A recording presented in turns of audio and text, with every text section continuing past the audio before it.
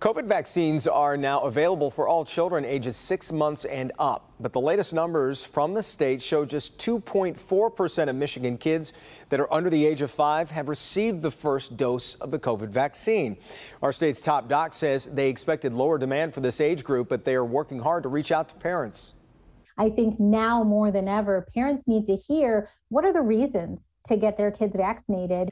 Dr. Natasha Bagdasarian is Michigan's chief medical executive. She says many parents are still holding on to the initial false impression that COVID is not a threat to children.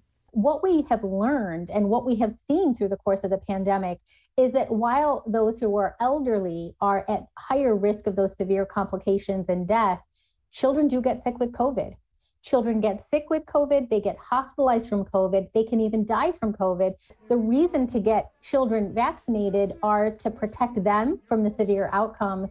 And then also, it's a way to keep the rest of the family safe. But it's not just the COVID vaccine. Michigan children are also falling behind on a number of routine childhood vaccinations. One very unfortunate consequence of this pandemic is that vaccines and public health became politicized.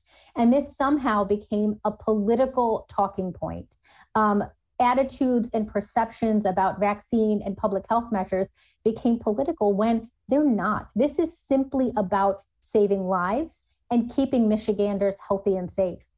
Dr. Bagdasarian urges parents to talk to their child's pediatrician about the importance of catching up on recommended shots. I am concerned about what it will look like if our overall vaccination rates go down and we see a resurgence of diseases like measles, like mumps. It's concerning to me, both as a public health doctor, but also as a mom, because I'm sending my child into schools where we have for so long been comfortable knowing that these diseases aren't circulating. Having herd immunity for these diseases, we really need to count on each other to keep levels of vaccination high.